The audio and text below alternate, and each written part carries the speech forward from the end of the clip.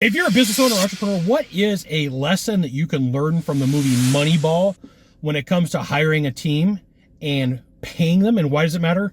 This is a fantastic question. I'm Scott Sylvan, coming to you live from Haleiwa, Oahu, on a perfect day to talk about sales and business and a fantastic day to talk about you. Okay, a couple months back, I was hired as a consultant to go in and figure out why a team member left an organization and some of the issues. Now, I will tell you, I've got a bone to pick with the phrase, if you want to get something done, give it to a busy person, because you will burn your top people out and you will create some issues, okay? So with that being said, if you've never seen the movie Moneyball, in the early 2000s, the Oakland Athletics used a mathematical equation to figure out how often they could get on base. So they took their salary that they had available and they looked at the statistics and they found which players could get them on base and which people were a bargain. Now, if you own a business, if you have employees that you're looking for, you can use this salary cap method in a couple of different ways to figure out who to hire, how to hire, what to hire. And I'm going to give you two really solid examples that you could use, you don't have to, that would benefit you when it comes to getting a team or a team member. So get called in, Scott. We need you to figure out what happened. We had a key employee leave. We would love to have them back. And so I will share this with you. Sometimes the biggest problem that you face in your business is not the employees, it's the person that complains about how much they make. Okay? So key employee, phenomenal at what they did, was constantly being bombarded with, we need you to take this project, we need you to take this project, we need you to take this project. The whole, if you need something done, give it to a busy person and they'll get it figured out, burned out the employee. So the employee goes to ownership and says, hey, random number, I'm making $100,000 a year. I'd really like a raise to get to 120. Well, meeting happens. Inside the meeting, somebody in the meeting, an accountant, says, well, that's not fair. That's not how much that position pays. Okay. So what the team had to do was they had to go find somebody to replace their key player who was doing the work of two people. So they go to the open market. They find in the open market that realistically, they need two freaking people to do this job, and each one of them makes about 110, 115 grand a year. So they had one person doing the work. The output was there. The work was amazing.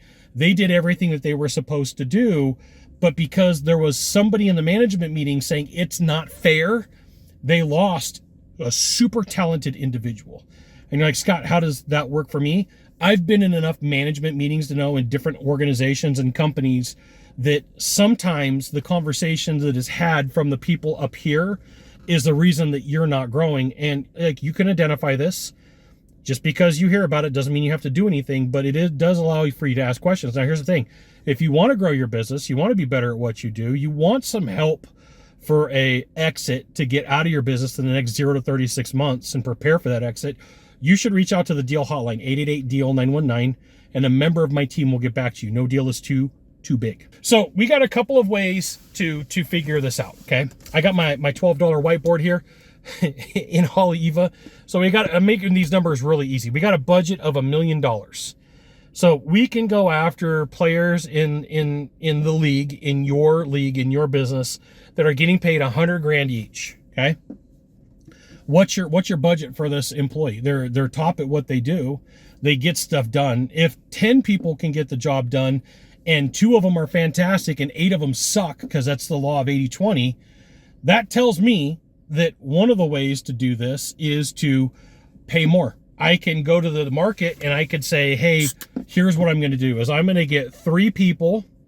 I'm going to get 3 people times 150K, right? 3 people times 150K is $450,000. And then what I'm going to do is I'm going to bring in 3 people to support them and their support, so they don't have to have all the skills, talents, and capabilities.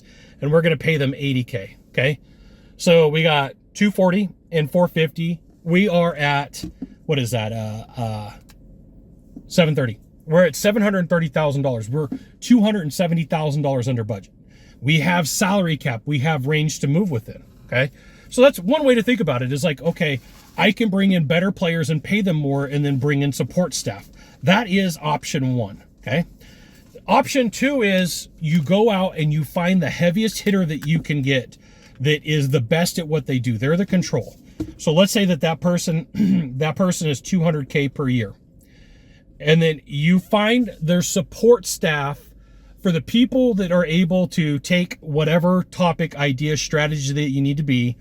And then the support staff does most of the heavy lifting, the thing that they are specialized in, right? One person may be an accountant. One person may be a purchase agent. One person may be a designer. And then what you do is you pay all those people whatever number that they are for the year. And the only thing that they work on is that one thing that's their delegated genius, that one thing that they're really good at. So let's say that those people make $125K per year, okay? So we've got $200,000 for the person who is just absolutely freaking phenomenal, and then they're fed by all the people underneath that are making 150 grand a year, that their only job is for them to stick to the relative genius thing that they do. So in the example that I was sharing with you in the beginning, the team, they had a whole bunch of generalists. They had a whole bunch of people who were generalists. And once again, 2 of them were really good. 8 of them sucked. Well, in this example, you got one person who is fantastic at what they do. They are the top at their game. And then the support staff, whatever number is to pay them to keep them busy, to keep them in their zone of genius or whatever they do, gets paid 125. So we can have 6 of those people and one of the top people at what they do, right? So we've got a team of 7 at that point. We don't need 10. We're using the Moneyball example to say, how can I build a team and make sure that that team is phenomenal at what they do?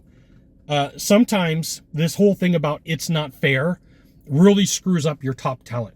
This whole thing about it's not fair that, like, and managers, I've been in enough managers meeting to know this. You've got somebody who's got a job and they're good at what they do. Industry says that they make 100 grand a year. They get mad when salespeople make 300. They get mad when salespeople make 400, 500, because they're like, I had to get a degree to do what I need to do, and that person didn't, and it's not fair. If you are getting it's not fair in your meetings, punchline to the joke, if it's not dealt with and you're like, this is the way that it is, that person, that group of people, that faction of people will hold you back because you're constantly worried, like, okay, what are they going to say? What are they going to do? It's not fair how much money they make. Well, what's the outcome? If I produce 2 times more than everybody else, and you're like, Scott, well, our max budget says that you should make 100 grand a year. I'm like, fine, go find 2 people now, and now you're going to pay 200 grand for what I'm doing. I'm just asking for 50 grand more. You can use whatever numbers that you want. I have seen this play out so many times that, like, it's not fair, it will absolutely hold your company, your organization, your product back. You have to have the conversation. Like, we're going to use the Moneyball example. We are going to hire, and sometimes, like, it may be the low dollar person. Like, that might be the person that you're after for support. Okay, that's your decision. But if you're going to bring in a heavy hitter, that's where you could maximize part of your budget in your salary cap. Treat it like Moneyball. You got 1 of 3 things to do from here, just 1 of 3. Find the subscribe button, click on it. Every time I send out a video, you'll get an update. 2, hit follow. 3, share this video with a friend. We'll see you soon. Thanks for watching.